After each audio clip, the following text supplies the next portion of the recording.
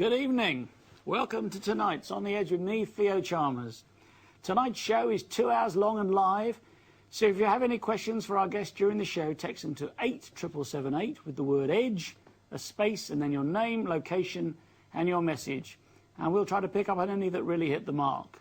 They're all charged at standard rate, so why not get ready to text? Tonight's show is hopefully going to be something of a roller coaster conspiracy fest, so please hold on to your seats. I'll be talking with a very special guest, a researcher, broadcaster, and investigator who has thrown light into some very dark corners and who famously predicted the exact date of 9/11. He's been on my show before, on the line from his home in Austin, Texas, talking about Nibiru, or Planet X. But tonight, however, he is here live in the studio. You may know him from his legendary online channel, The Freeman Perspective, Freeman Radio, and Freeman TV. He is, surprisingly, Freeman. What a show we've got tonight. Welcome. Thank you, Theo. Good to see you in the flesh. It's wonderful to be here. Good. England has been right and proper. Fantastic. So, I think we should do a little bit of background. So tell me about yourself and how you got involved in these kind of areas of research. Absolutely. It's been a little odd for me. I had a strange imagination as a child, thought about UFOs, thought about ancient astronauts, pyramids, and things of this nature.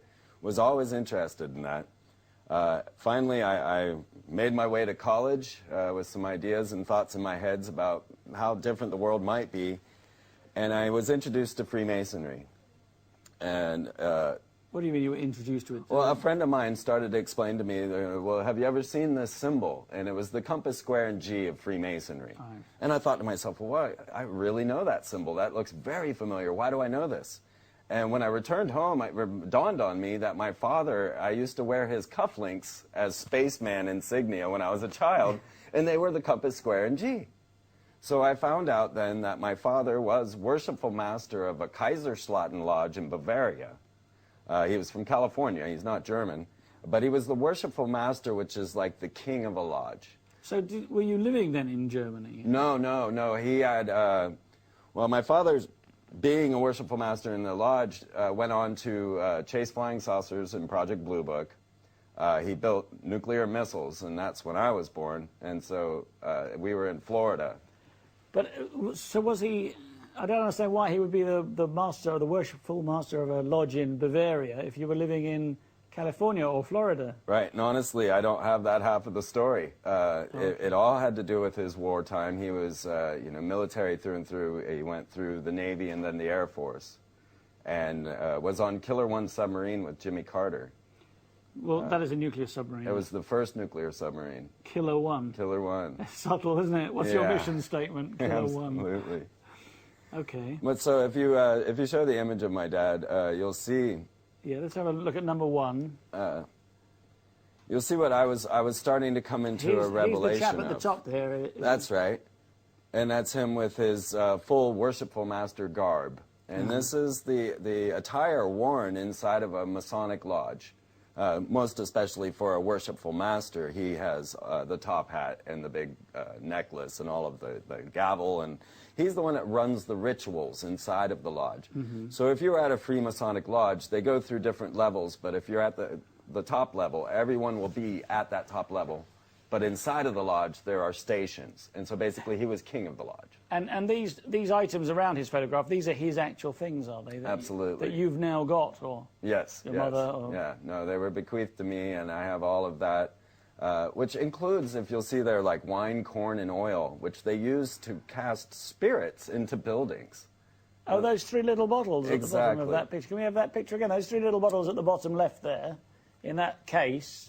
That wine? Corn and oil. Corn? What do you mean corn? Like pieces of corn? Or... Yeah, exactly.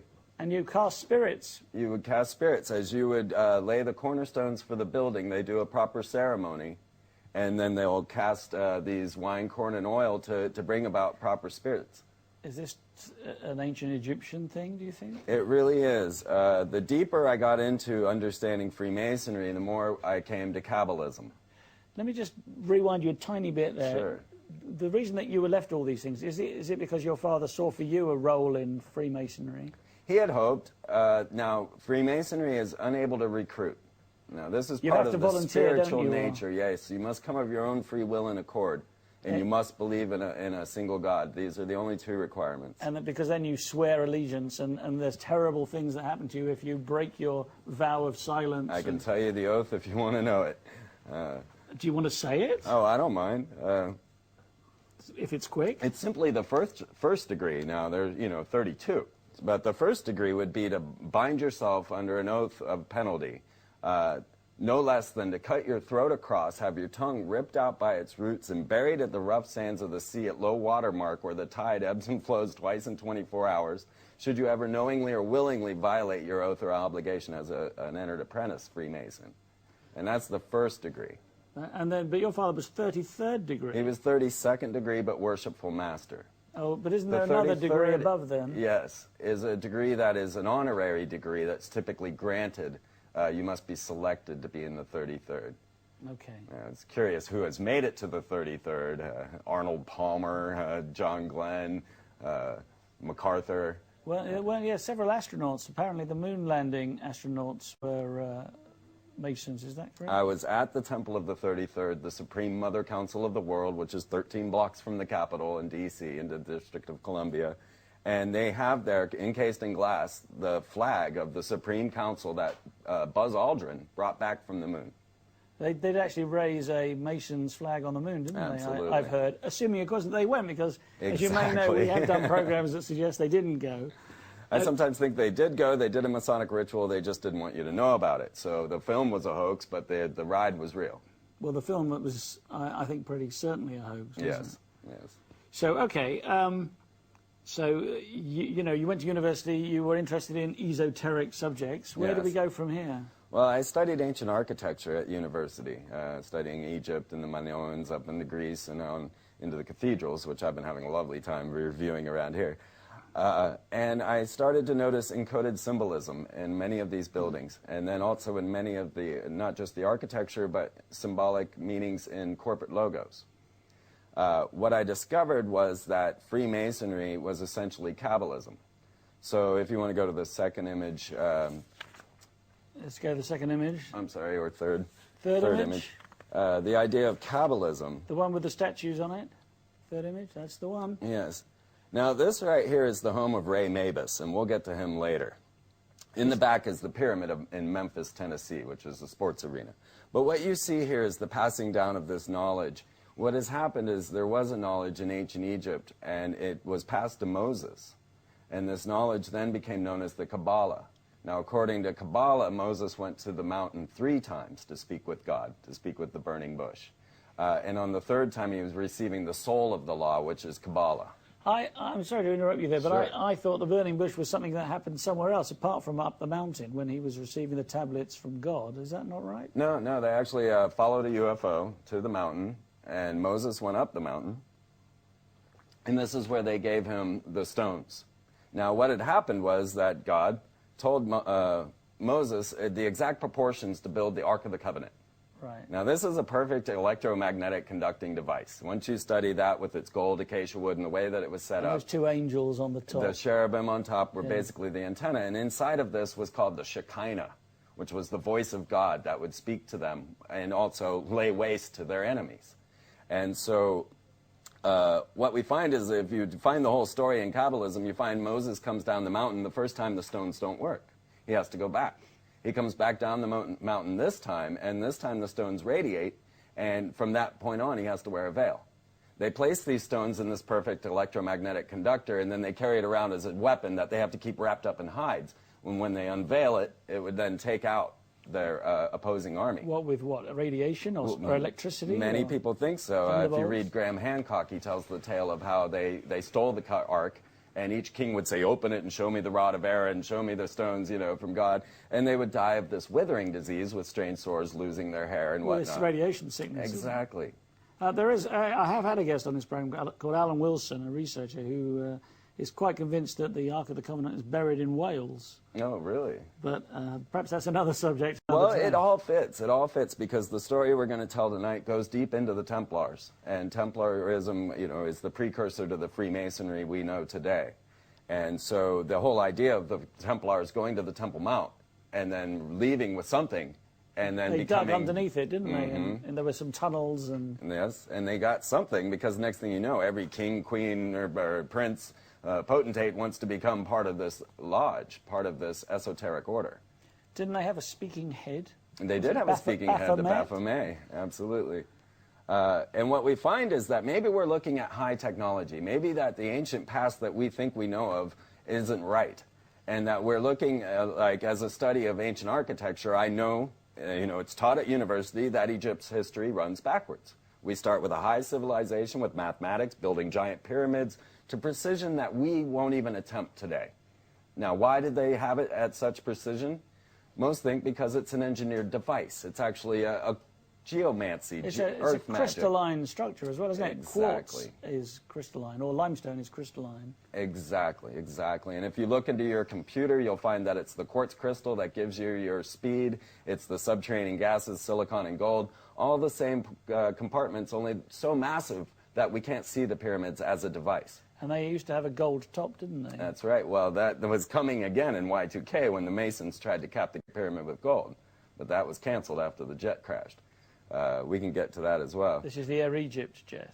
Yes, Flight 990, also known as Thutmose III. This is the one that just went straight down. Exactly. And somebody turned the fuel pump off. Well, that's what they actually classified it as a pilot suicide. This was before terrorists, and so therefore they claimed it was a pilot suicide because he called out a Muslim prayer as the jet went crashing into the ocean. Of course, with 33 Egyptian military and a scientist from Jet Propulsion's laboratory on board, heading to the Giza Plateau prior to the capping of the Great Pyramid with gold. Yes. Now, this is where it gets curious. It's getting good already. We haven't got any texts yet. I don't think the texts are working. Maybe speaking too fast. Well, here's the curious part. So we start to understand our ancient past a little bit more. We start to get deeper and deeper and realize that we have a high-tech civilization that we have no history of. We have the tales of Atlantis, Lemuria, and the ancient civilizations that mostly the Masons speak about. Well, when we find out that when they built the Ark of the Covenant, they then had to house it. They had to get rid of this thing, and so they brought this man, King Hiram of Tyre, to come and help King Solomon build the Solomon's Temple to house the Ark of the Covenant, to keep the Shekinah locked inside. Well, if you read Zechariah Sitchin in his 12th Planet or Genesis Revisited, there's one simple sentence where he states that King Hiram of Tyre was one of the people taken off planet. Now, there was Enoch, there was Ezekiel, but then also King Hiram of Tyre. Now, everyone wonders... The Bible described it as something else. It didn't say off planet. No, yes. Well, the description is very incredible, and even an astrophysicist has designed Ezekiel's device and said it was aeronautically viable. So, depends on what you read in the Bible, right? You know, everyone has their own particular interpretations, and because we've been left without the knowledge of the ancient past, we can't put... But now, as we start to come, and Zechariah Sitchin steps forth and rewrites Genesis, then we say, wow, that might be genetic manipulation they're talking about when they created Adam and Eve. They talk about giants and giants, and of seeing course. Human women and mating with them and strange stuff like that. Well, in yes, the Bible. absolutely. Genesis 6, you know, the giants, the sons of God came and had sex with the humans of Earth, or however you want to read It that. does challenge those who believe the Bible is a literal document, doesn't it, rather? Well, it all depends on what you get out of it. People interpret things into the Bible, so they read, Lucifer, and they think that that means Satan. This is because they've been told this over and over and over again. But if you were one that just went into the Bible, opened it up, and looked for Lucifer, you would never find this description everyone told you. It doesn't exist. Yeah. There is no connection to Lucifer and Satan in the Bible. That's all made up. But there is a connection between Lucifer and the Illuminati, isn't there? Absolutely. Well, so what I was trying to say is that everyone is curious who the man is. When you go into a Masonic ritual, you then perform a death and resurrection ritual as a man known as Hiram Abiff. This is the thing with the noose around your neck. Yes, exactly. And the oath. And you go through, you're blindfolded, you're brought around, you do a circambulation around the altar, and then you're brought down before the Bible, and you are then presented Venus after you're resurrected, which Venus, of course, if you look up in the dictionary, is Lucifer. Yeah, because it's the brightest of the planets. Yes, and was always known as Lucifer. But this strange man, Hiram Abiff, who you're playing to be, is the one that came and helped Hiram of Tyre build Solomon's temple. And so now there's potential extraterrestrial roots to Hiram Abiff, the man you are pretending to be, the very first master mason, the man who carried the secret word that the Masons now want. So, I didn't know this. You're saying that the first Mason of the Freemasons, if you like, was actually not an Egyptian. No. Was a Hebrew. He was a man that came along with King Hiram of Tyre. Oh, so he was a Tyrian. Yeah, right. Yeah, exactly. Okay. And therefore established and built this perfect, they electroplated the walls of King Solomon's temple and then left the Levites outside to guard it. Anyone who got anywhere near it died. And so this was a perfect housing center for this high technology that no one understood. How do you know they electroplated the walls? That's some... This is well known. There's the Baghdad battery. I was going to say the Baghdad batteries. So they know that they had lead-acid batteries. Absolutely. In those days, because they found them, and they're thousands of years old. And they had to contain this electromagnetic device, which they called the Shekinah. So this was in some sort of Faraday cage then? Or exactly, exactly. I mean, as we start to look at pyramids and structures on another level, Teotihuacan has a sheet of mica that's 300 feet long. We could not move that today without it breaking. It came from hundreds of miles away. And then it's under the floor. It's not even a decorative thing. This is in where? In Teotihuacan, in Mexico. It's really? not even a decoration. I've not heard about this. This is part of what? Some temple complex? It's the Pyramid of the Moon. Oh, okay. And it's under the floor, under the rocks, under the flooring. And what we use mica for today is to cool our computer components. So once you realize they're running off of gold, water, silicon, quartz crystals, we're looking at geomantic or earth magic or earth technology devices, however you want to take it. At one level it was all magic, but now we look at it as technology. So we're talking about ancient technologies. Yes. And your take on those ancient technologies, assuming that that's correct, is that this was technology brought to Earth? No. This is technology from the ancient civilization that was wiped out to a massive catastrophe. These are the people who lived in Atlantis and Lemuria. Exactly. And these places. Yes. And where the flood comes from them. Exactly. In every culture, and certainly around the Mediterranean. And many believe that it was Venus that came into the solar system and caused the catastrophe, and that was Lucifer, the great dark one that came and destroyed everything. Why a dark one if it's so bright? Well, yeah, that's why Lucifer was known as a bright star, yes. But dark in that it destroyed life on planet Earth and most likely life on planet Mars. But obviously life carried on. I mean, there were people who had the stories, who told the tales. Absolutely. And many of them tell the tales of going underground, going subterranean, and coming up later after things had cleared. There were those, again, with Zechariah Sitchin's work, saying that, was like Noah, who was helped by the gods. But most, the Mayans, the Hopi, they all talk about coming up from underground. And then they also speak of subterranean reptilian beings along with that. So were they saved then by aliens? And if they were saved by aliens, some people, then why wasn't the Venus, diverted? Well, they weren't saved by aliens. Even Noah or Upanishads in the Mayan or the Babylonian were not supposed to survive. This was something that a rogue deity, if you will, did. Enki came along and allowed humanity to survive. Enki? Yes. Oh, yes, I've heard about Enki. So, are we talking here about alien tribes, different races of aliens that are perhaps, I don't want to use the word middling because it could be that we're them, but they're involved in human society in some way, and they have different agendas. Absolutely, yes. And we can start to see that, and it gets very curious. I don't know which picture. Which one? Okay. Should we show that little film? Well, let me show the device. Okay, so... Is this the one you want to show? We kind of covered that. We can skip that. Okay. Because what's showing there are the ideas, the anomalies that we have, like Baalbek, Lebanon. There is a structure there with 300-ton stones. They're addressed stones, aren't they? Well, they're just blocked and perfectly placed. Yeah. The thing is, we can't move them. We have 2 cranes in the world that can lift some of the blocks used in the pyramids, which are much smaller than the ones at Baalbek, Lebanon. Yeah. We can't touch the stones at Baalbek, Lebanon. But yet here the structure stands staring us in the face, and we have to explain it. So these have been cut from the bedrock in quarries. Yes. Dressed. Yes. And moved. Yes, exactly. I mean, if you want to throw the picture up, you can see that little woman. That's picture number 4. Picture 4. That's the one with the sort of little. I've seen this picture before, the spaceship thing. That's off the painting, isn't it? Well, medieval from the 1400s, painting. yeah. Here we go. So if you see that little lady next to the man from the alien. The Easter Island man. You see the Easter Island face there? Ooh, where is he? The big goofy-looking guy in the front. Oh, the one in the front, yeah, with the sort of. Do you see that little lady standing next to him? Way in the bottom. Oh, tiny, yeah. Yes. She's standing on one of those dressed stones. That is the stone. That's how big it is. That gives you. That's one that they didn't finish.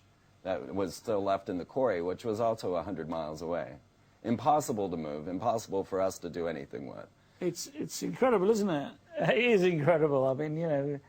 We have to explain it. We have to understand our ancient past. You couldn't move that using logs. No. And rolling it. No. You wouldn't get it on the log, would you? No, we couldn't possibly move such a thing. It's 300 tons. Yes. Yeah, it's so we start to get to the idea that architecture, art, and artwork and sacred geometry actually have a function within our life cycle. And they have an ability to generate what we consider magic. And ideas of subtle frequencies being manipulated is really what we're looking at. Okay. So things that we didn't understand, like electromagnetism, were magic back in the day when you could make 2 things move with magnets or whatnot. But the power of electromagnetism, that's all right, I need more water. Electromagnetism. Yes. Is something that we are now coming in to understand. You know, it's coming into so many play, like our HARP facility, the antenna array in Gacona, Alaska. Yeah, the auroral. What is this? The high something? It's the High Frequency Active Auroral Research Program. Yeah, which is in Alaska. Yeah. And it. Which is the American government's earthquake machine. Isn't it? It is claimed to be that. Actually, Milosevic in the USA Today accused the U.S. of using it to cause earthquakes in the Middle East. That was on the front page of the paper. HARP technology is used to create earthquakes. Most said, well, Milosevic's just saying that. And they're all 8.6, aren't they, on the Richter scale? You know, I hadn't noticed that. Apparently, a lot of well, I don't know. I'm just reading the same kind of stuff that you read, I'm sure. And I've read that a lot of recent earthquakes all around the world have been all exactly the same intensity. It wouldn't surprise me. It wouldn't surprise me at all. And a lot of the things that we're seeing that we think are weather anomalies are actually, you know, manipulation. Yeah. But to get to that film, the thing that I had recognized now was that Kabbalism was Freemasonry. Freemasonry is Kabbalism. King Solomon was known as a wizard. He was known as a practicer of magic, and he actually called upon many demons and then would assign a sigil or a magic talisman to bind them. Mm-hmm. Now, to us today, this seems quite odd and strange, and we've never believed in such a thing, but there are so many grimoires and ancient documents of this high magic. This is a book of spells, a grimoire, yes, isn't it? Exactly. And in one that is King Solomon's, is the lesser keys of King Solomon, it's known as Goetic magic, or Goetia. And it's considered the lowest, most base form of magic possible. What it is to call upon demons and then use them.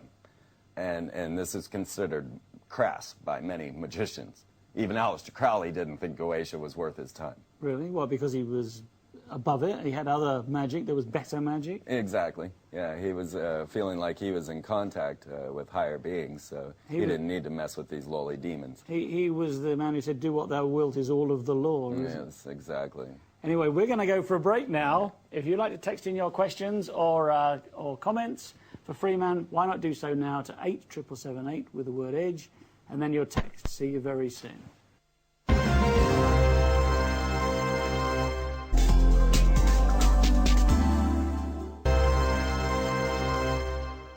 Welcome back to On the Edge with me, Theo Chalmers, and my special guest, Freeman, all the way from Austin, Texas.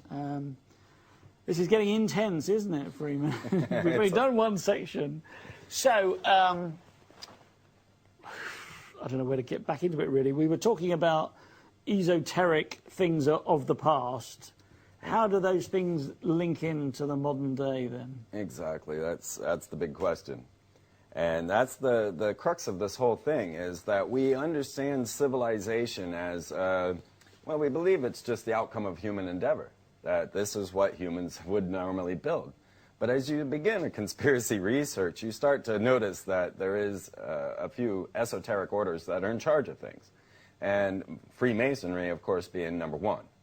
It's odd, isn't it, that society thinks it's okay to have secret societies. You know, when I'm saying society, I mean like people generally think it's okay, or are taught to think it's okay, that there are people who are members of secret organizations with secret agendas who are in some positions of power. Yes. And that's okay because they do good work. Exactly. And their agenda is what we're concerned with, right? And so we want to understand their religion and their thoughts and where they come from.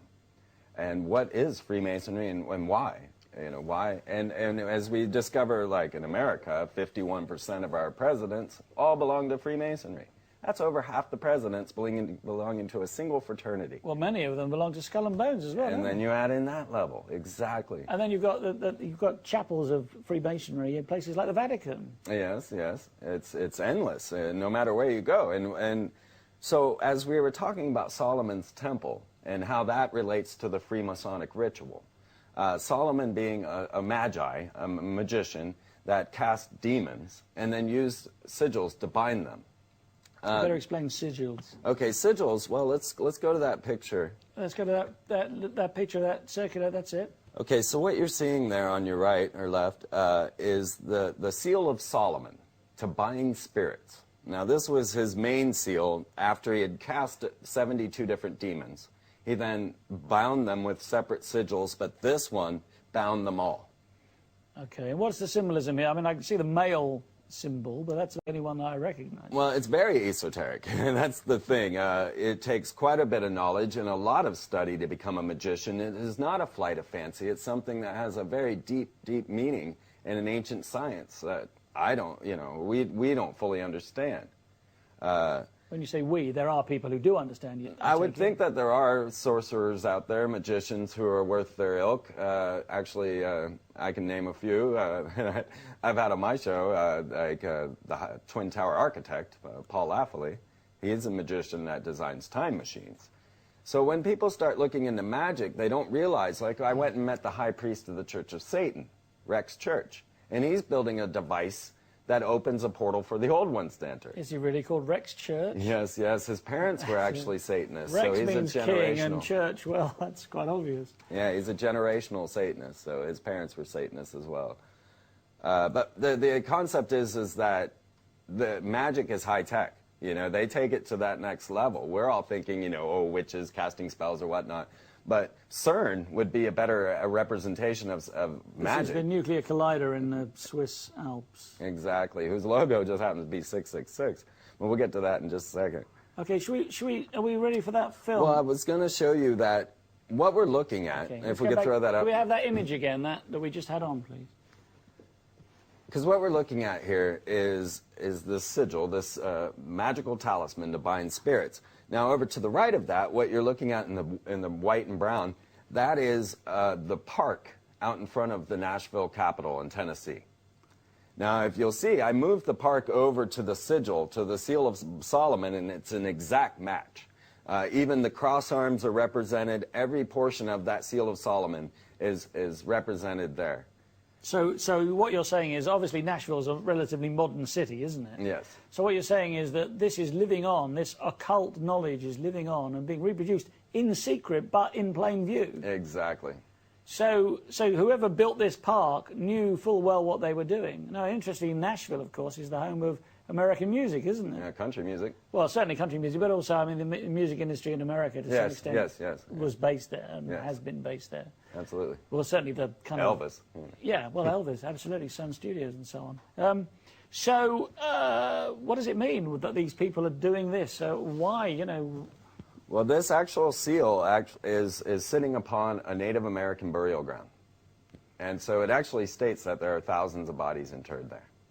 So if you want to have a look at it, and then we'll have a talk about it. If you we'll want watch the film. Should we watch that short film?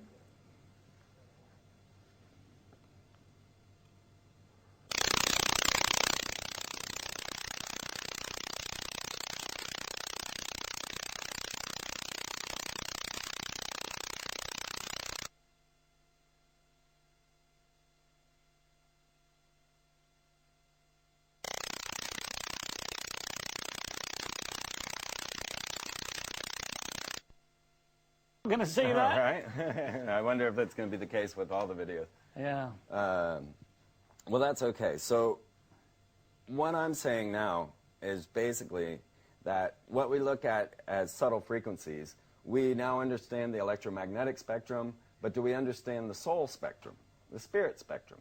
And are there devices that we can use to manipulate that? Yeah, I mean, it often amazes me that how limited our ability to perceive spectra are.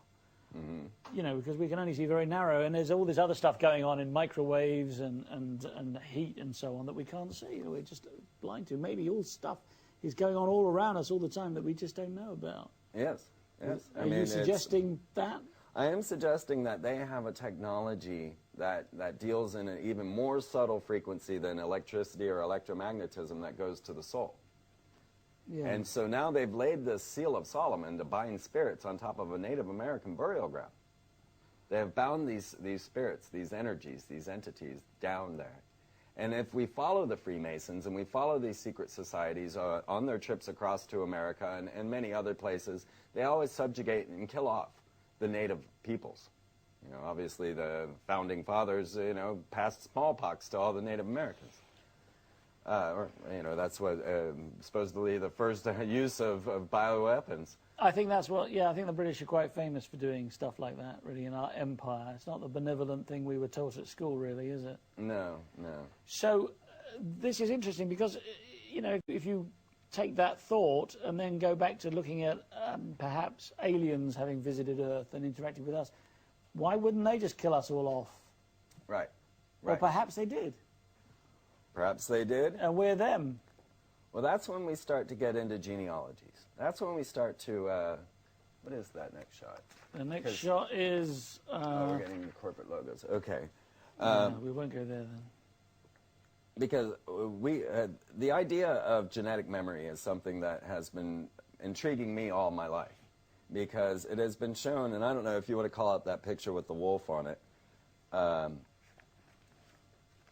it has been shown that genetic memory is a provably scientific fact.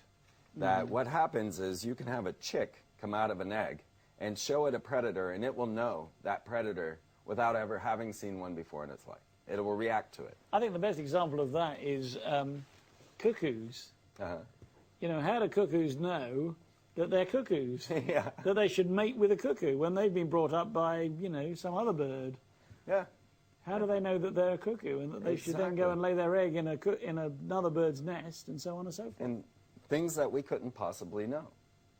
I didn't know if they got the... We're not getting that image. It's an image. That's okay. Do we know what number it is? No. It's okay. Okay. But the concept is that we are passing this genetic memory along. And so I personally think that I was coming to understandings like I did because of my bloodline, because of my family. And then, therefore, now I have a quicker catch to understand things. And this would explain why the ancient Egyptians had sex with their sisters and mothers, or why the royalty, the monarchy, has to keep it all in the blood. Well, my understanding was that they did that to maintain power, because if no one else could marry their sister and then claim to be king, or no one else could marry their mother and then claim to be king, so the only way to make sure that didn't happen was by having a wedding, a marriage, and then they were married. They were already taken. That was my understanding of that. Well, that's what we consider a rational, reasonable explanation to things. Somewhat irrational, rational, but yeah.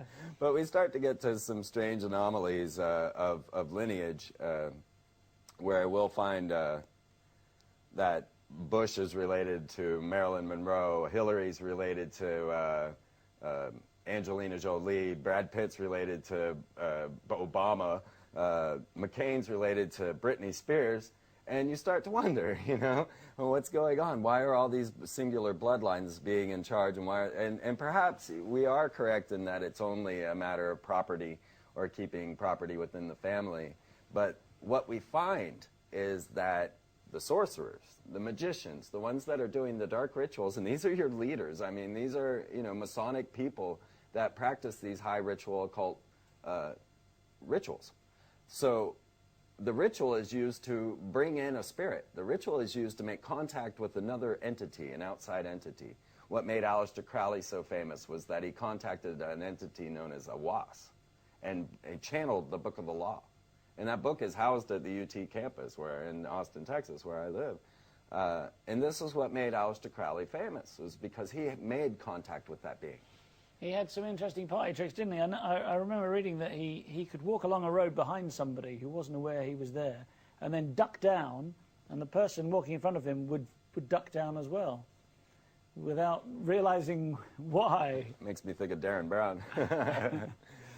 Well, the whole thing is to be able to channel these other entities. This is what theosophy was about, many of the esoteric arts. And so if you have, it's becoming obvious or known that DNA receptors and the light frequencies that we're receiving are actually like antenna. And so particular DNA receptors would retain their information. And this is what I believe is the reason they have sex with their sisters, was to keep the DNA pure, not the money. But isn't one of the reasons that mankind doesn't mate with its siblings because you have genetic anomalies? Problems? Well, you have like diseases, hereditary diseases, thrown up far more readily. Yes. I mean, there are groups of people, aren't they, religious sects and so on, that do a lot of that inbreeding. Yes. And they end up with, things like very bad eyesight or, hereditary diseases and that kind of thing. Evolutionary, it makes no sense.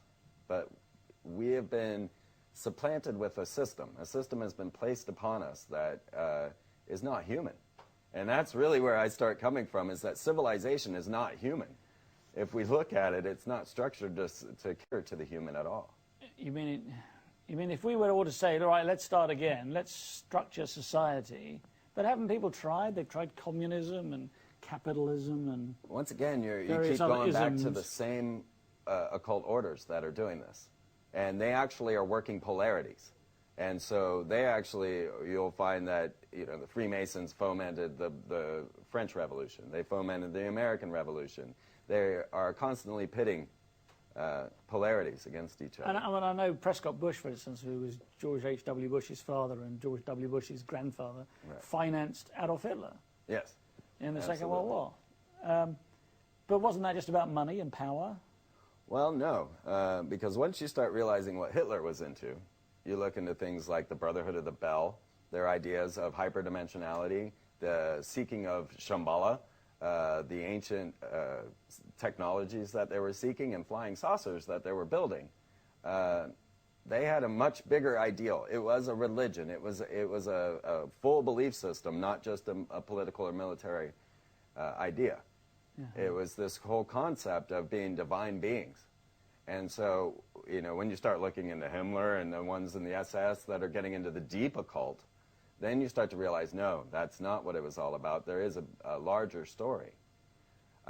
If we start getting into corporate logos, which actually would be the next image. Let's go to image 7 then. Now, this was really part of my awakening. Now, what had happened to me was I started recognizing Masonic meaning in every corporate logo I saw. And I started classifying them all. And I've outlined and updated every corporate logo of any major corporation that you can. We haven't got the image up yet, but let's just start talking about them as though they're there. So what we're saying is that the images of these successful companies are linked to esoteric symbolism. Absolutely. Signs of allegiance. All of these symbols I can identify and classify within Masonic ritual. Well, let's look at the Virgin logo, for instance. It's just text. Right. What's Masonic about that? Well, your Virgin is our eye in the pyramid. Over in America, we've got Time Warner running all of our trains and cables and telephones, and here we have Virgin, I noticed. Mm-hmm. Now, this is a very, very interesting and intriguing tale that really brought me out into the open and also made my first film, which is on the goddess Columbia. Mm-hmm. Now, of course, in Britain, we call her Britannia. Yes. What we find is this concept of Isis, Horus, and Osiris. And many of the logos that you'll see, the reason Hitler canted the swastika goes back to Osiris, Isis, and Horus. You mean why it was at an angle, it wasn't square? Exactly. But I'm sorry to push you on this, but no. What is esoteric about the Virgin logo? Well, just the Virgin itself. Well, the idea of the Virgin. Yes. I mean, it's the name, not the logo necessarily. Right. Well, the V is very symbolic for them, and we'll get to the V. Okay. And that would be why the V is so prominent. But, of course, it's Virgin. But they think about these type of things. And I know that it seems kind of like you could just pick and choose. But if you started with, say, ABC, NBC, CBS, and all their logos. They use a lot of sun symbolism, don't they? Well, ABC has no logo. It's just the word, or the letters ABC. Yeah. Now, this is the Trinity again. And so the Trinity goes back to Osiris, Isis, and Horus. Then when you get to CBS, that's Columbia Broadcasting Systems, and their symbol is the eye. Yes, now, Isis was known as the eye goddess, and this eye goddess is carried through time. Is this like the eye on the top of the pyramid? Exactly. Which is on the $1 bill? Which in Hebrew means the devil. Well, each letter in the Hebrew alphabet has a correlating number and a tarot card in Kabbalism. And so the eye in Kabbalism is the devil card. So you're looking at a symbol of the devil in Kabbalism, and they are Kabbalists, so therefore it is a symbol of the devil. And then NBC, of course, is the peacock, which goes to Juno, which is the Roman version of this same goddess. And that's why they use the peacock, because of the eye symbolism again. Oh, because there are what look like eyes on the tail feathers of a peacock, aren't there? Exactly. So then I started going through all the different corporate logos, gas stations especially, and it was this goddess, the Venus, the Virgin, that clued me into many of the symbols and signs. Because in Austin, Texas, we have a large statue to the goddess and her angel wings. And it was placed there in 1933 by the Freemasons as a war memorial. And it's known of Freemason architecture. And this stands in front of the obelisk and in between the dome and the obelisk in the capital of Texas. And to her right is a shell, and to her left is a pentagram. And these are, of course, Texaco and shell. Now, what we see in these symbols are symbols of Venus. Now, Venus is shown rising from the sea in the shell. And then when viewed from Earth, Venus makes a pentagram every 8 years. Oh, right. So we see the signs, and it was even the Da Vinci Code, but he never completed the story, right? You'll get the whole story in my Columbia film. So as you see there, then Texaco and Shell are both symbols of Venus. And you could go along with Starbucks. Now, Starbucks logo with the goddess, fish goddess with the pentagram over her head. This is the same symbolism, once again, of the fish goddess. But the interesting thing... Is this like the hat that the Pope wears, which looks like the head of a fish? Exactly, like the cult of Dagon or Oans, who actually goes to St. John, who the Freemasons worship. The idea of the Skyla, or the siren of Starbucks, is the idea of the concept of having sex with these merfolk, because they knew that there was a crossbreeding with merfolk from ancient Atlantis, but they couldn't explain mermaids, how. is it? This is like sea people. Exactly, exactly. Do they exist? Well, that's going to be the question for this show. Well, let's ask it then. All right, well, that's next on the list, I think. Okay. So, yeah, that was the whole concept of this, and honestly, I can go through every corporate logo and tell you these things. And then I started using this knowledge to predict world events. Now, this is where it gets interesting. So, as I'm awakening to Waco. I'm awakening to the Oklahoma City bombing. I'm finding that this is all just madness and totally contrived. From my opinion, right from the get-go, I didn't believe it. Yeah. To have these people murdered in front of me, burnt down, and it was too much for me. So I was awakening to this new concept of, an evil government, which many people are starting to come to the realization of. And it was at this point when they brought Bill Clinton in front of us and then impeached him for having sex with his secretary. Okay, now what they had done was bring this man of the people, saxophone playing, David Letterman loving, man of the people, and then brought him down for a crime that most people didn't consider was even worthy. And they're like, well, Hillary's kind of cold anyway, I heard all kinds of stories of this nature. But people were going, well, why? Why are they impeaching this man? Now, I myself was looking at the puzzle and saying, well, they don't do this. Many presidents have had affairs. They do not bring you out. JFK famously had affairs with many, many women. With George Bush's cousin. Yeah. What, Marilyn Monroe? Exactly. So I knew that there was a reason, a contrivance for why they were bringing this man out in front of us and making him turn purple by talking about insertions of cigars and such, that this was psychological warfare. This was the preparation of World War III. The first thing they needed to do was defeat our hearts. This was their goal. And so they brought this man of the people, and then they tore him down for a violent or a crime that no one thought was even worthy of impeachment. This was psychological warfare, and when I saw that, I said, okay, well, if they're going to bring down the man, what's the next step? And I said, well, obviously, force a president into office so that we begin to lose faith in the system itself. Now, I started to hear tales of this W. Now, do we have the W image? Sorry to... Which one is that, do you know? It should be next. Oh, no. Sorry. No, we've got some more symbols. Oh, okay. The VW, yes, 10. Number 10. My apologies. I thought 10, it was 10, 10. next. No? Oh, we're not going to get that. Okay, let's just talk about it anyway. Okay. So, as I started to... Oh, no, that's not the one, is it? No. No, it's the one with the VW symbol at the top. That's their bloodlines, by the way. That way, you know, we skipped over. Right. There we go. Okay, so I'm coming into my understanding that we're dealing with Freemasonry, which means we're dealing with Kabbalism, which means we're dealing with Hebrew, because Kabbalism is all based in Hebrew.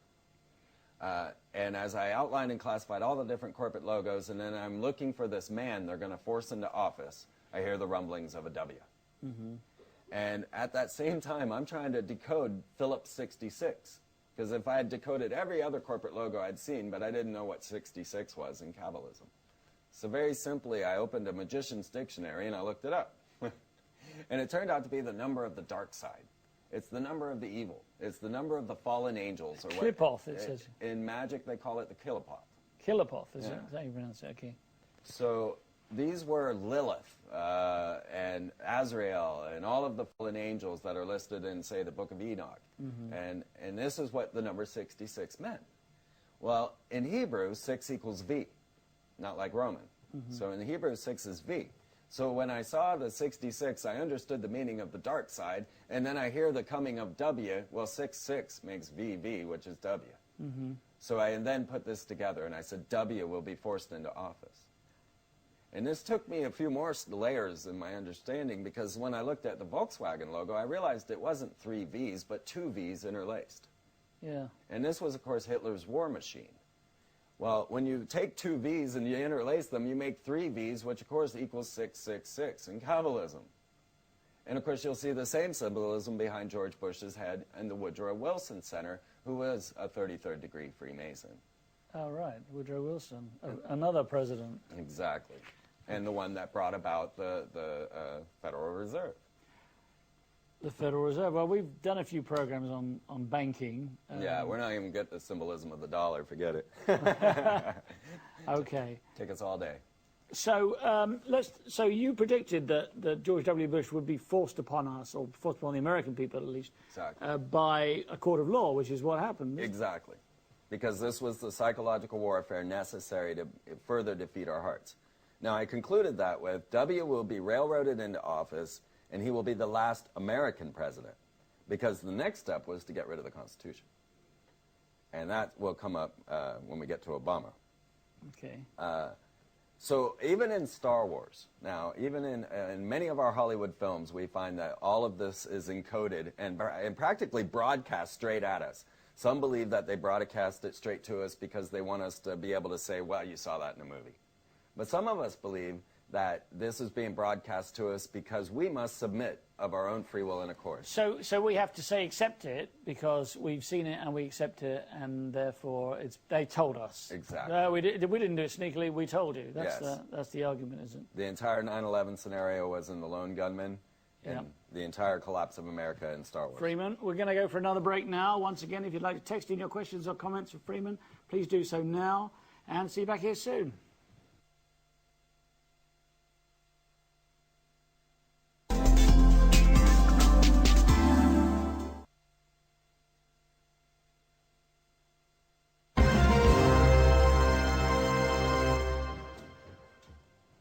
Welcome back to On the Edge with me, Theo Chalmers, and my special guest, Freeman.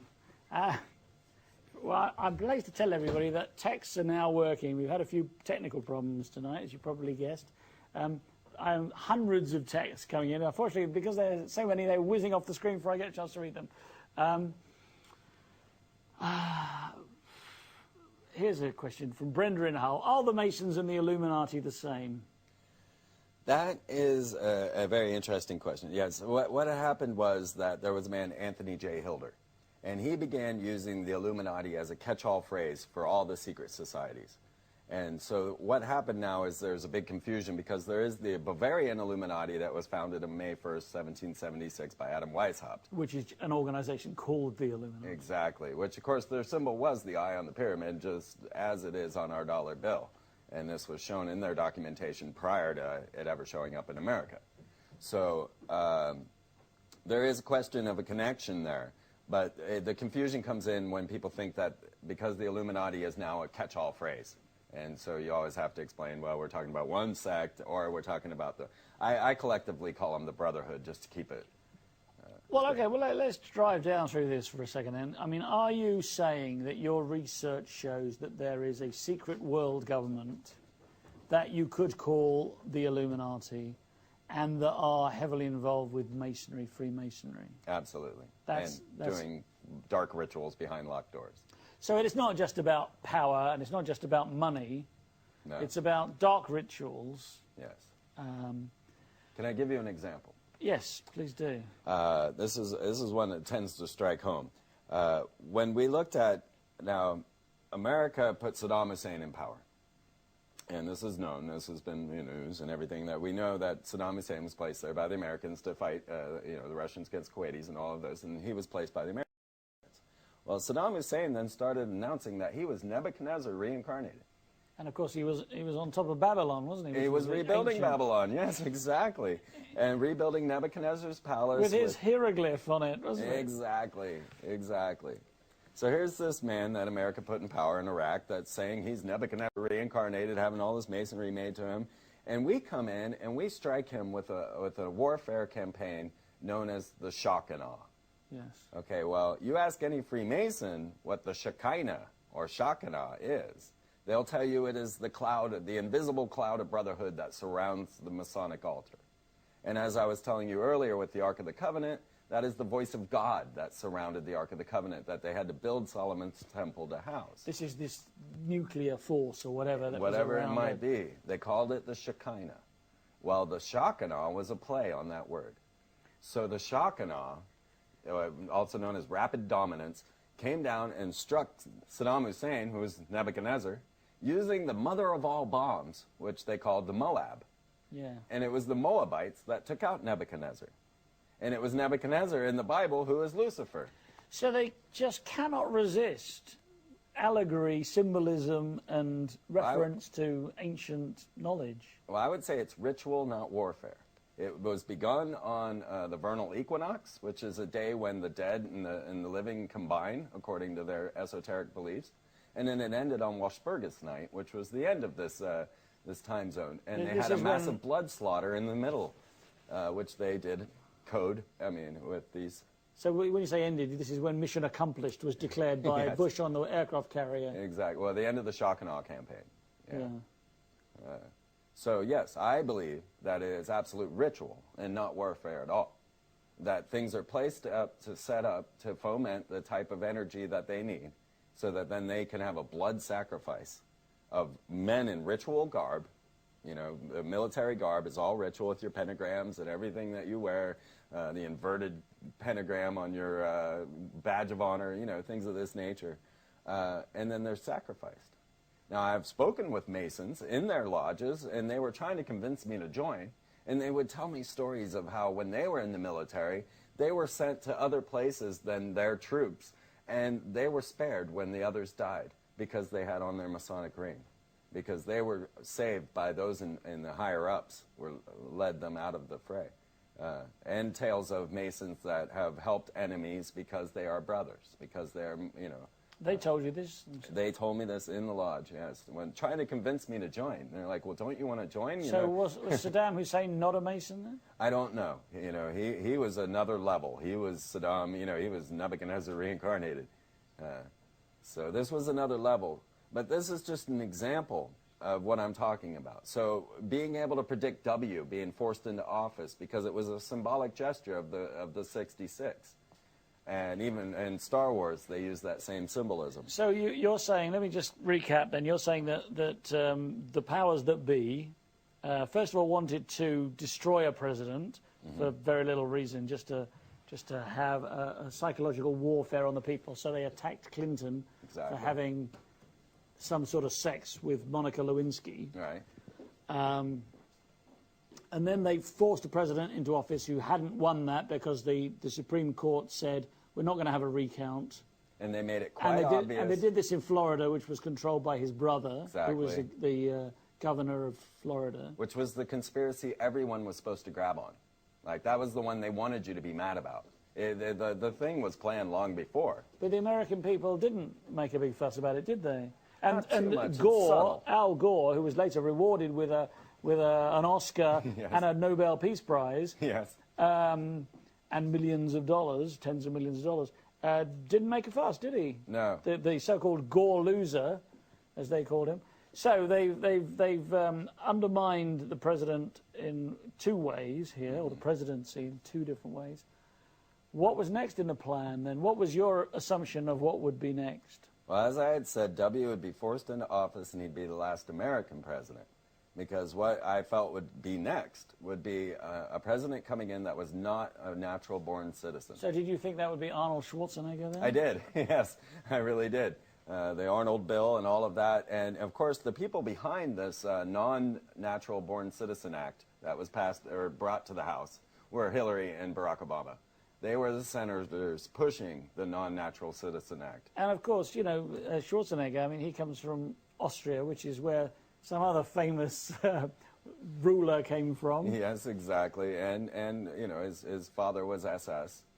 And, you know, when we figure out that the Bush line, you know, helped and funded the Nazis, our governor of California is, you know, related to Nazis, the Pope, Benedict, was a Nazi youth from Bavaria, who was investigating the Illuminati and the Templars while he was head of Inquisition, when he was still cardinal. And then now they've come out. The Vatican has stated that they are exonerating the Knights Templar. Now, this was very curious because there were a couple of symbolic gestures. One was that Pope Benedict met W at the White House on 10/13, October 13th. Mm-hmm. This is a symbolic date of the Templars. It was 10/13, 1307, or October 13th, 1307. Friday the 13th. Friday the 13th, the day that the Templars fell. So it became the most unlucky day. Well, so the Pope met W at the White House on 10/13, and the White House cornerstone is dated to 10/13. Chris Carter's X-Files production company is 10/13, and I could go on. Fatima occurred on 10/13. Nero took Rome on 10/13. But on top of that, the White House cornerstone is dated to 10/13. And I used all of this and to add one more. The Pope had W visit him at Vatican, and they met in St. John's Tower, who is the patriarch of Freemasonry, on Friday the 13th. And so it was all these 10/13, Friday the 13th symbolic gestures that led me to say, well, there's going to be a major event on 10/13. And so for 2 years, I predicted this. For 2 years, I talked about it. You can see it all on my website. And pre-10/13, for 2 years, I discussed it. But it was 9/11. No. I predicted 9/11 as well. This was later. Okay, so 9/11 I predicted, but without an audience. And only my friends, you know, just people around me. I said, hey, there's going to be a major terrorist attack. Now, this was after W was forced into office. The reason being was that during the Clinton era, there was a Homeland Security Act where they were trying to form a Homeland Security in America. Every October 1st, during the Clinton era, it came up. Every October 1st, it was shot down as the most unconstitutional thing anybody had ever heard. Mm-hmm. Well, so when they railroaded the W into office, I knew that'd be the year. I had been expecting, in the middle of September each year during the Clinton era, to have a major terrorist event to force this Homeland Security, because I knew they needed about 2 weeks reaction time. And so the middle of September... So it would have to happen in September, and then in October, when this came around, they could then put the Patriot Act. Everybody would go, oh, yes. And I picked the date of 9/11 because that was the date that H.W. announced the New World Order for the first time publicly. Now, I know how ritual they are. Now, had I known that the Twin Towers cornerstones were Masonically laid to 9/11, 1970, whatever year they were laid, and you can't find that one anymore, but you can go look at the Pentagon cornerstone, and it's dated to 9/11, 1941. So both the targets were also dated Masonically to 9/11. So it's a bit of a given, really, isn't yeah. it? Is it symbolic that it's also the number you dial in America for the emergency services? I've wondered about that, because then I went in and tried to dig out what the Kabbalistic meaning of this would be. And it really is a Luciferian number.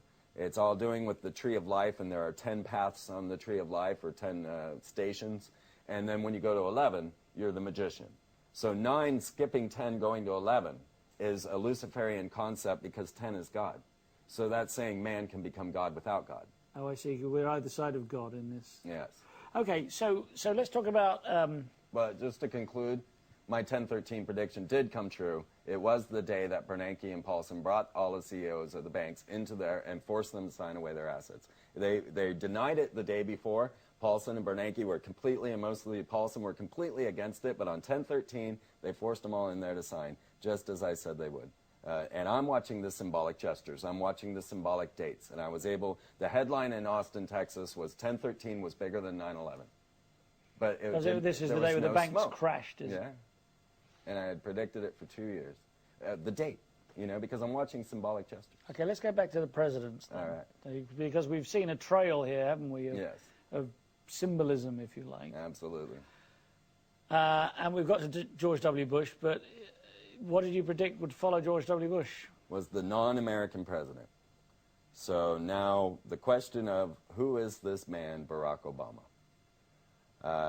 If we have that video clip, it comes up right after who is Obama. The facts is what it's called, the facts. Okay, let's see if we can see that. Let's see if it comes up. But let's talk about him in the meantime. Okay. So he had lots of different personas, didn't he? He had different names. He lived in different countries. He was apparently, or possibly, born in Kenya. His mother said so. His mother said he was born in Kenya. She should know. I think you would she was probably there. I think he has an aunt who was there at the birth, who never left Kenya. Yeah, that's it. It was his aunt. Yes, I'm sorry. So, yeah, I think it was his aunt. And there's been some discussion about his birth certificate, whether it's genuine. Yes, it has no seal, it has no proper name, and no proper dating. Not signed. I mean, these are things that I'm required to go get a driver's license.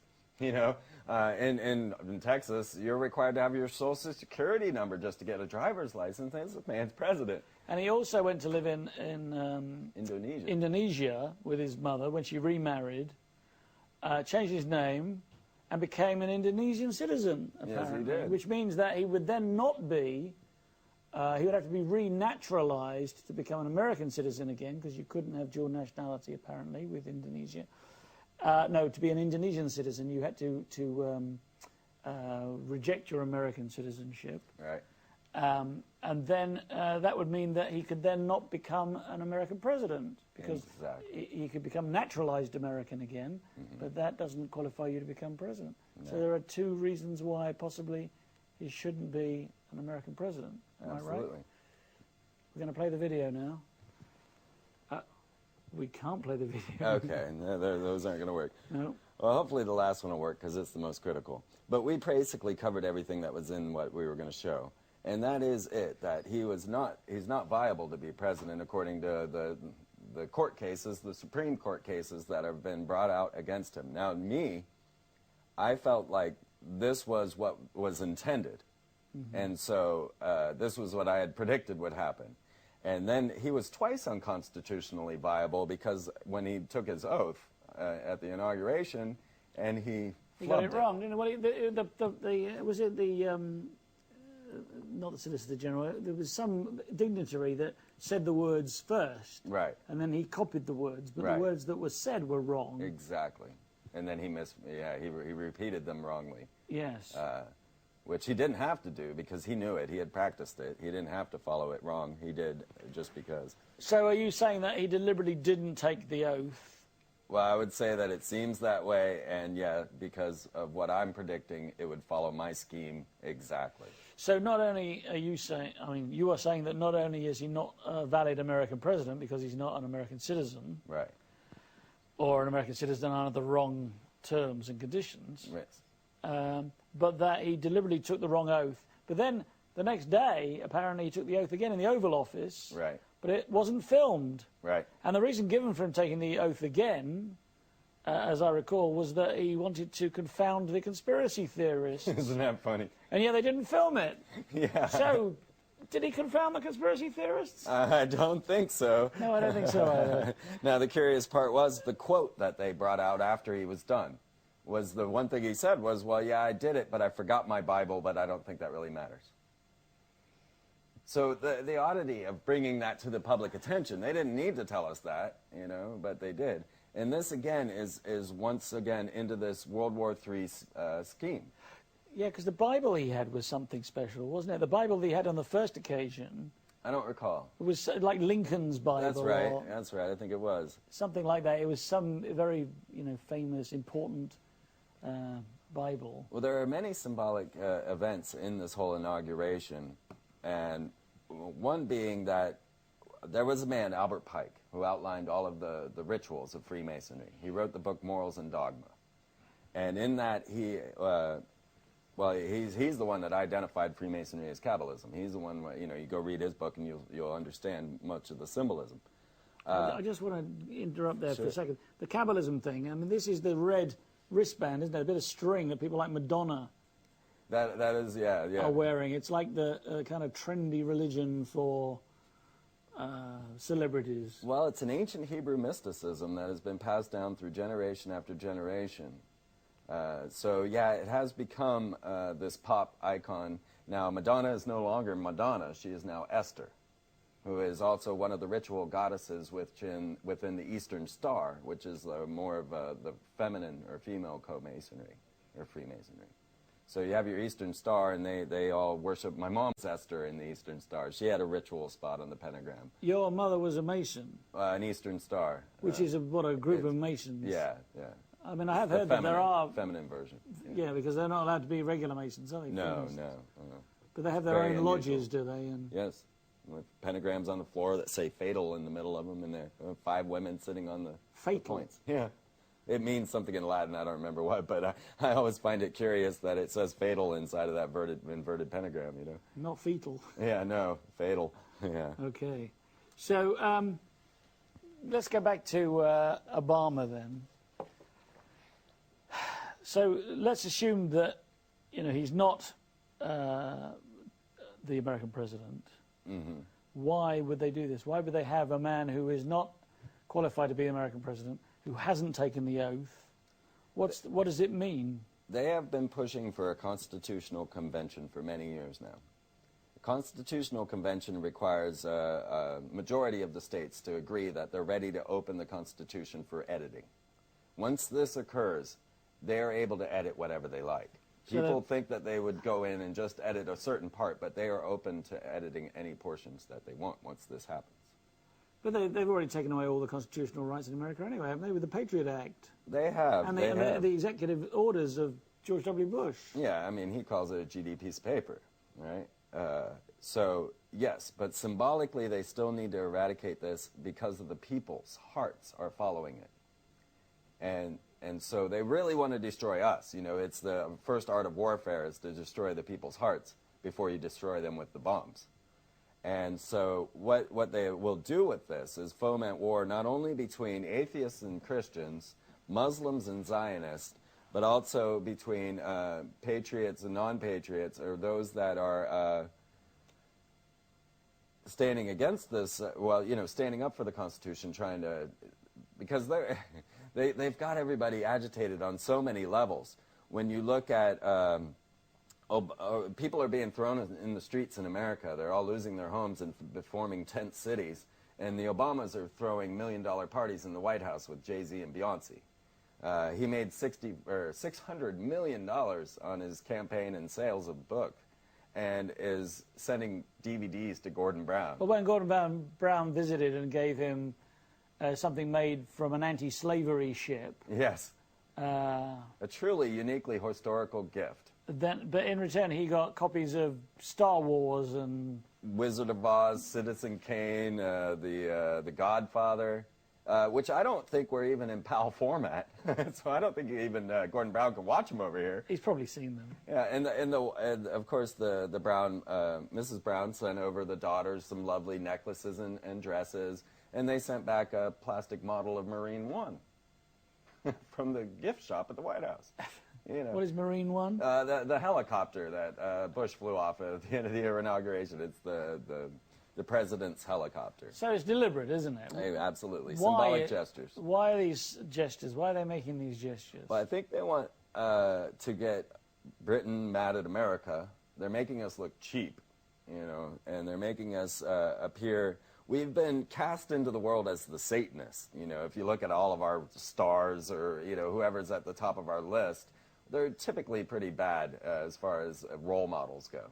But surely if the powers that be, the Illuminati or whatever, control the UK and control America, why would the British government be mad at America? Not the government, the people.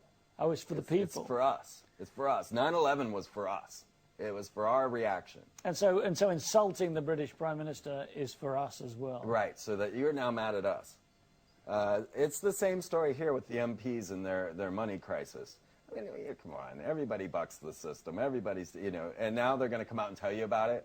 It was the same with when first they had destroyed the man, then the system, then they came out and said all your ministers are pedophiles. You know, they're destroying every reason you have to believe in something. And that's their real goal. That's the goal of the end game, is to first destroy your heart and destroy whatever you have to believe in. Okay, so what's the next stage? I mean, you've been predicting all these things. Yes. Well, as we looked into Obama and his recent talk at Cairo, trying to make pleasant with the Muslims, we realized, okay, there was Albert Pike. He wrote a letter to Mazzini, who was head of the mafia and also a P2 Mason. And he This outlined, is in Sicily, isn't it? Yes. He outlined the 3 world wars in this lecture, in this letter. So he outlined perfectly the First and Second War, exactly how it would go. And this is in advance of the First and Second War. Yes. And then he also outlined the third, which hadn't occurred.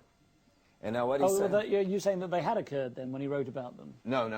These were in the 1800s when Albert Pike wrote this. Okay. And then, so the Third World War was to be fomented first by having the atheists versus the Christians. So what happened at the Obama inauguration was no minister that there were 3 prayers given, but no minister was allowed to call the name of Jesus. All right? The idea was that they didn't want to upset the atheists. So when Gene Robinson, the first homosexual cardinal, comes out and says, "O Lord of many understandings," that's what he called God. And then Rick Warren comes out and he says, "Oh, the Lord of all nations, amen." And then... that could be a president, couldn't it? Yeah, well, you know, amen is the God of the Egyptians, the sun deity, you know? So our Lord of all nations, amen. Amenhotep. Yes, exactly. And that was why Akhenaten changed his name from Amon to Akhatan, because he had done away with the cult of Amon and is going to the cult of Aten. And that actually plays into this whole story of Barack Obama. So what we see now is they're fomenting this idea. So the next step, of course, was to get between the Muslims and the Zionists. And so this leads to my prediction. And what is going on now is that Obama has come out and said, well, my Muslim faith. Are we coming up on a break? We are coming up on a break. All right, let's catch this on the other side. No, we're not ready for it yet. Okay. Well, so 10 seconds. So the thing is that Obama's been on the air saying my Muslim faith. His name, actually, Barack, is the name of Muhammad's horse when he returns. Really? And talking of returning, we're going to go for another break now. Once again, if you'd like to text in your questions or comments to Freeman, why not do so now while it's working? Just text 87778 with the word EDGE, and then your text. See you back here very soon.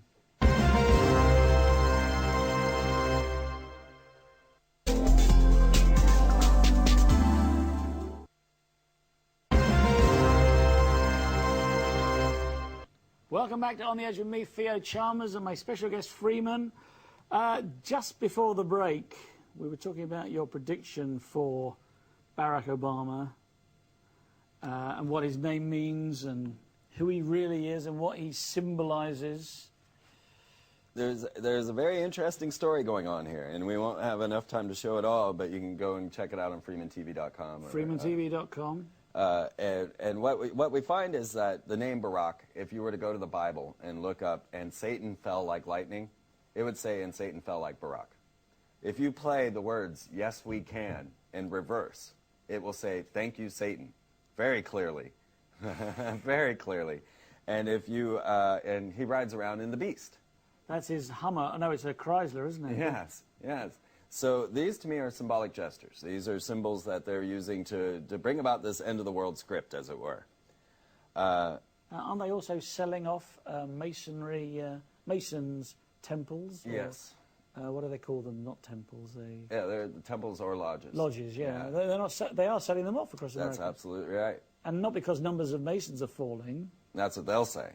But I believe it's due to liquidating their assets because America's about to fall. And they know this. But so what we're looking at is a coming space war. And this is big. Yes. Now, my prediction is on the 4th of July, perhaps this year, next year. Okay, it was probably this year. See, now the thing is I'm watching symbolic dates. This is next month. Yeah, exactly. That the Vatican will go and take the Temple Mount back on the 4th of July. The Vatican? Absolutely. Not the Jewish nation, not Israel, the state of Israel. Yeah, well, it could come through Israel, but I believe it's going to be the Vatican. I'm not sure, you know, I didn't know that the Twin Towers were going to fall on 9/11. I knew they needed a terrorist attack on that date. Now I'm looking at the Temple Mount for the 4th of July. And that is my next symbolic date and symbolic gesture. And I have many reasons to outline why the 4th of July. The Freedom Tower cornerstone, which is now the One World Tower, it's dated to the 4th of July, just as I was saying, the Twin Towers and the Pentagon and the White House all have the symbolic dates. The 4th of July will be the event at the Temple Mount that sparks this World War III. That's what I believe. Well, that's pretty horrific, isn't it? I mean... Yeah. But it goes even stranger. Now, it gets even stranger because what has been going on is now the Pope has come out, well, his priest, Benjamin Funes, who is in charge as the Jesuit priest in charge of the observatory, has come out and said that aliens exist and are our space brothers, and they did not suffer from original sin because they weren't born of Eve. That's the Jesuit priest with the Vatican saying this. That's not me. They also came out, as I said, and said the Templars were okay. Forget about all the horrible things they admitted to doing. What we're looking at now is this coming space war. And what is happening is, it was predicted by Wernher von Braun, a Nazi scientist that came over on Project Paperclip to start NASA. But what is going on since Obama came into office is NASA is coupling with the DoD. Department of Defense. Exactly. So we are going to a war-based space program. And they have changed the name aptly to Ares, who is Mars, who is the god of war. Yeah, because it's not Star Wars anymore, is it? It's not, sorry, not, what was the Defense Initiative called? It was called Star Wars, wasn't it? It was Star Wars, Short, yes. Yeah, this is SDI. Reagan's space exactly. defense. And this is all part of it with HARP and many of the other things. So, what happened to me? Let me just tell you the story how it fell, because it's so miraculous. I am doing a study on Obama and the coming space war, the coupling of the DoD with NASA. I'm following and tracking meteorites that are anomalous, that are causing sonic booms and earthquakes, something that's never happened before. I've been tracking them for a while now on my website and even using earlier ones. But is this on your blog, which yes. is the freemanperspective.blogspot.com? Exactly. And so what had happened was that Wernher von Braun, this Nazi scientist, said that, well, they're going to use the Cold War to start the space program, start this whole militarization of space. Then they're going to go to terrorists to help carry this forward and get the world ready. And then we'll go to asteroids. And then asteroids will be followed by extraterrestrials. Wernher von Braun said this. Absolutely. I mean, he's now dead a long time, isn't he? Yes. But he has a lady, Carol Rosen, that is carrying his charge. And she's outlining all of these things. So in January, I'm talking about this, and I'm saying, okay, they're making this war, and they're going to use an asteroid to force this weaponization of space, the coupling of the DoD with NASA, but also the Russia-China alliance. It's not just us, right? So what has happened then... Are you saying that Russia and China are in the same bed with the powers that be that are in America and Britain? And yes, because the story goes extraterrestrial. and it gets much deeper in who is connected with what and how that all plays out. But you will find that Russia and China will be launching to the Mars Phobos, Mars's moon Phobos. There's two, isn't there? Phobos and Demon. Phobos and Deimos. Fear and fright. Demos. Okay. Yeah, fear and fright is what they mean. And the curious thing about the moons of Mars is that neither one of them were spotted until 1877. And that just happens to be the year they put Cleopatra's Needle up in downtown London and put the 24-inch rule of time of a Freemason symbol underneath it. So that was marking the arrival of Mars's moons, whether they know it or not. But there's a whole story about Mars and Atlantis that we could get to, but we won't. But the space war, now as I started to track this story and realize what was going on, there was the other story that was going on, and it was the unification of religion. So the Pope was bringing all the religions together, and they had that big meeting, and now Obama trying to get all these religions together. And there was one man in the ancient past who tried to do this as well, who was Akhenaten. And it was mostly actually his mother, Queen T, who was running this whole show. So once I started into the Obama Space War story, I got sidetracked in the fact that Akhenaten and Obama look very much alike. And so I started to do artwork showing Obama. I took his Time magazine photo and I put it on Akhenaten's face. But then I found out that Akhenaten's mother, the true ruler, okay, because Akhenaten was overshadowed by his mom, and that was Queen T. T-I-Y-E, isn't it? Yes, exactly. And so I took Michelle Obama's high school photo and I put it on Queen T. And we're going to show you this. But then we found out that Akhenaten had 2 daughters by Queen Nefertiti. And they he had 6 daughters, but 2 became pharaohs themselves. And so they're depicted in the artwork with Akhenaten and Nefertiti. And these are in statues. Yes, and a stela. And I took the statues and I put the faces of the daughters on them. And the stela is a stone monument, isn't it? Like a standing stone. Exactly, just a face carving. And the other 2 things within that picture were the sun's rays, which was this god Aten, which if we could go to the picture of Apophis, that has the snake deity on there. So Akhenaten had created this solar religion, and so the solar serpent was Aten, and that was with the rays coming down. And then he created a Satan, which was Apophis, and this was the dark evil lord that always tried to kill Aten. So when we looked at, if you could go to the stela, I don't know, did I give you that one? That's okay. When you looked at the picture, you found that the other 2 things in the image were the rays of the sun and the rosebuds, or the rose flowers that they were given. So then the Secret Service gave the Obamas code names, and they were Renegade, Rosebud, Radiance, and Renaissance. And so renegade means that he turns against his party. This is the definition. One who turns against his party, his religion, and everything else. That's what renegade means. If you go to Renaissance, it means rebirth, reincarnation. And if you go to the Rosebud and Radiance, then we're looking at the other 2 images in the Akhenaten stela. So we have the entire Obama family coded into this stela of Akhenaten. Maybe we should look at the video. Let's watch that video. We've been building up to this video. Let's do it.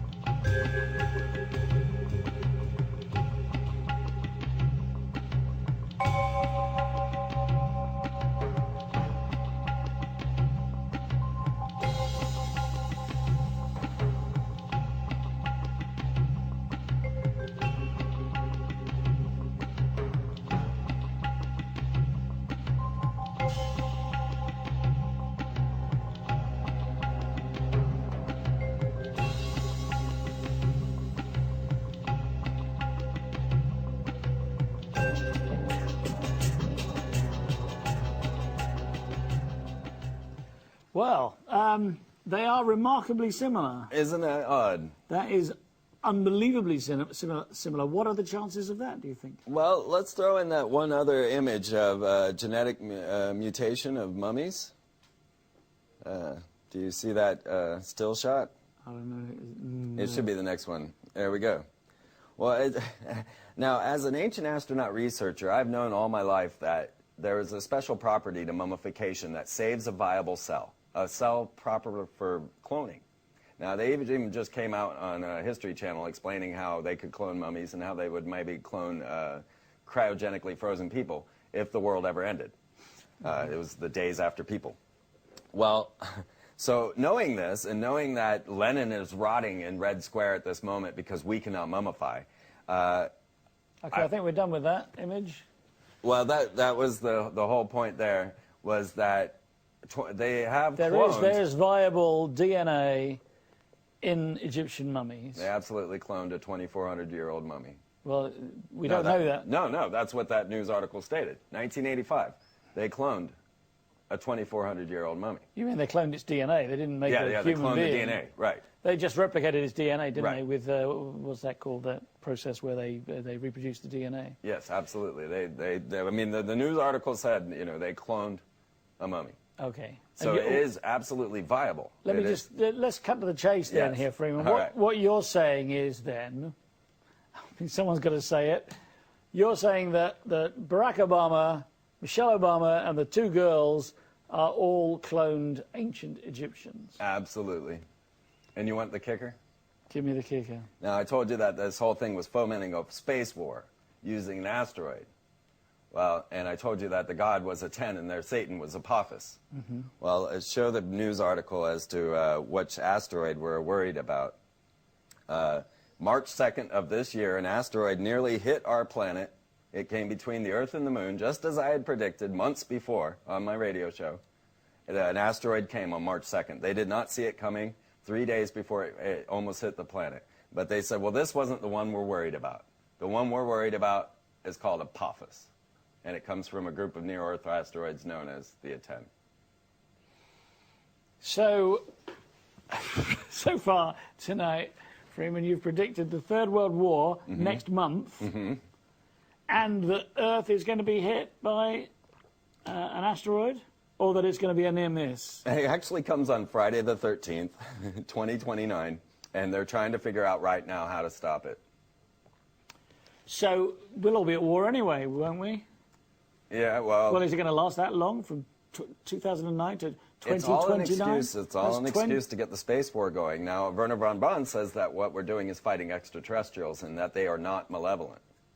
So he says that the Earthlings are actually fighting the good aliens from coming here and rescuing humanity, is basically what Werner von Braun's saying. You mean what he did say? Yeah, what he did say. Unless he's been cloned as well. Channeling, yeah, exactly. Or channeling. So I can't imagine that any world war in the 21st century is going to last 20 years. So is it going to be a short, sharp shock? What it is just an excuse to further the weaponization of space. They're not even thinking the meteors or the asteroid's going to hit us in 2029, just that they have to be able to be ready for it. So... No, but the odds of the asteroid coming, being named after the Satan of Akhenaten, who the clone of our president just might well be, is too much for me. You see? Well, we've got 10 minutes left. In that 10 minutes, I mean, what are your predictions? You know, you've given us these predictions, which are pretty dire and depressing, really. Yeah. This war, what kind of form will it take? Well, this war is going to be very strange because they now have godlike powers. When they started CERN, now realize CERN's logo is 666 with a hyperdimensional portal. That is their logo. They have Shiva, the god of destruction, sitting out front. They tried to create a black hole in Switzerland, to find the God particle. Well, in order to understand what this God particle was, they had to... the Higgs boson, isn't it? Exactly.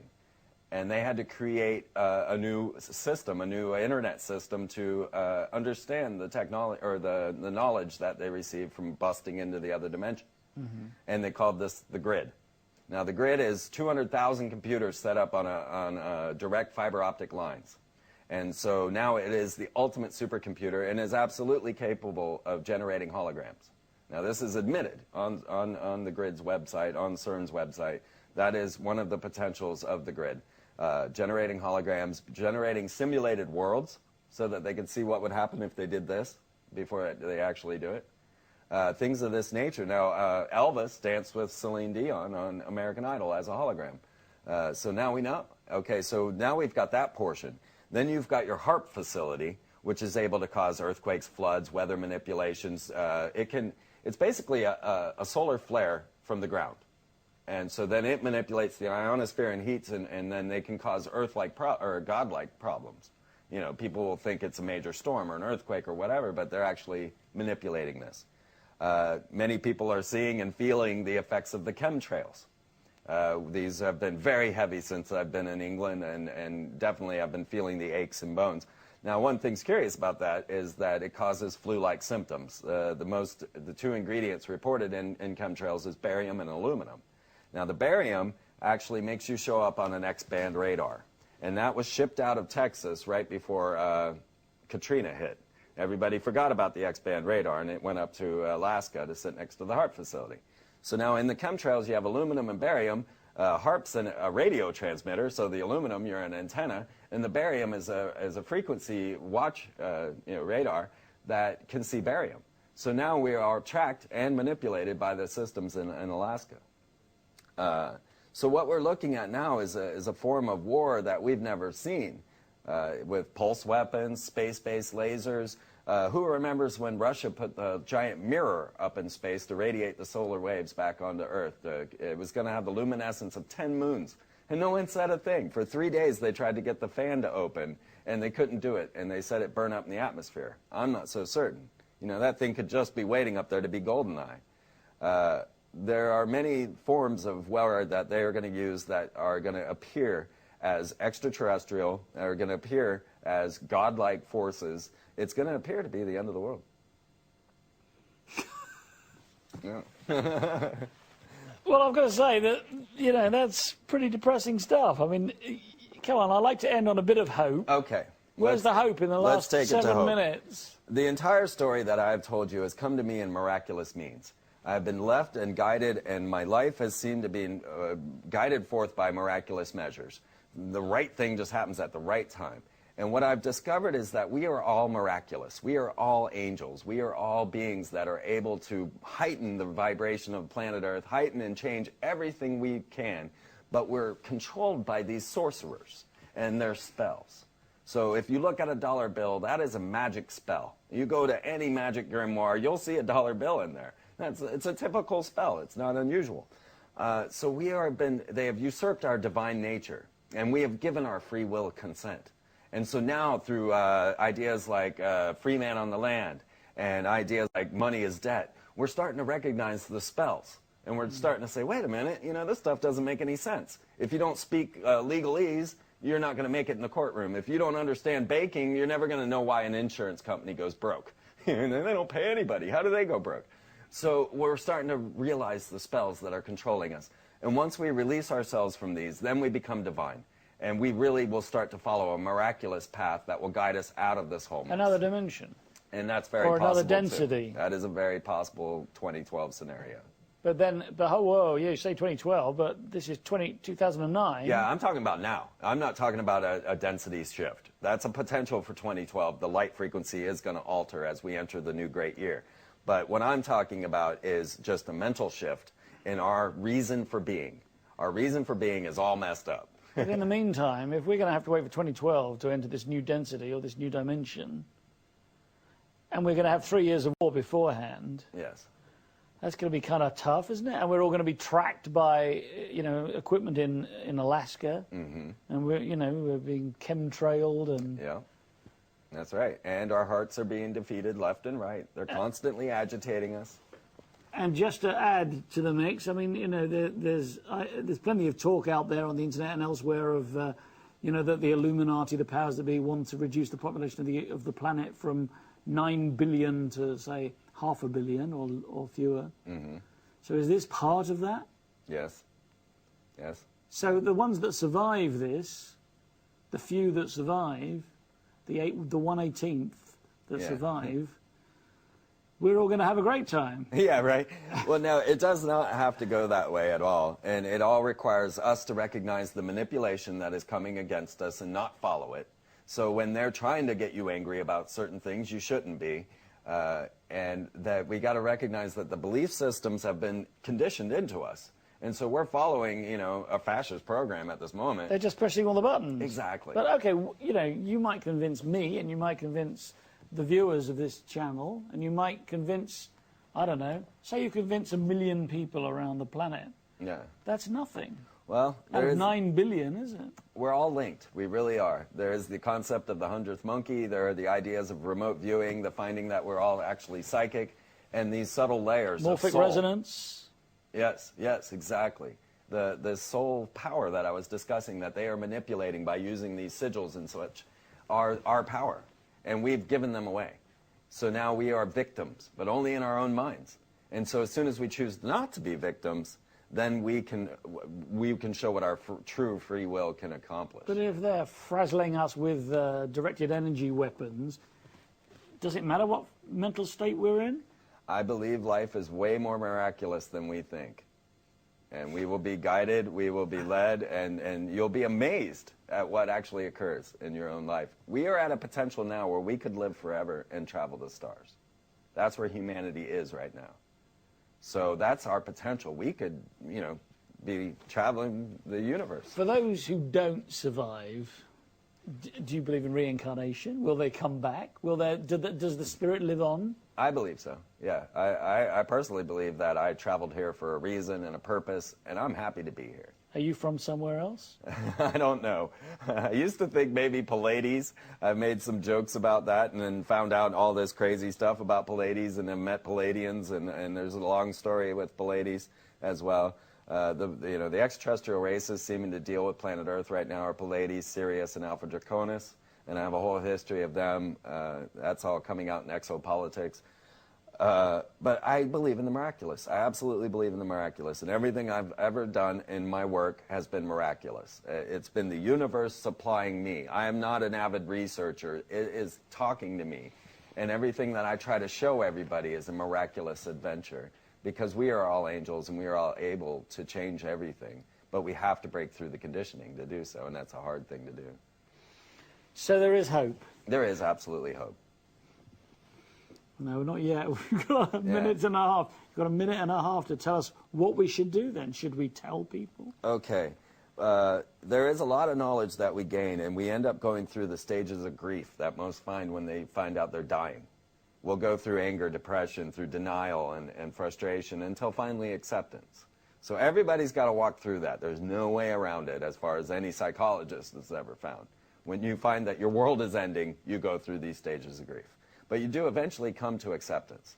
And when you get to acceptance, then we get to play.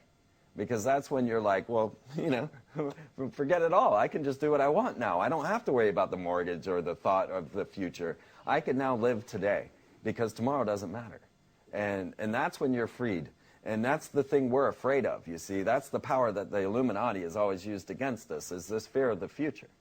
And what we will find is that the future is actually laid out in a beautiful, manifest way, and that we are actually limiting and hindering that progress by trying to stay in the conditioning.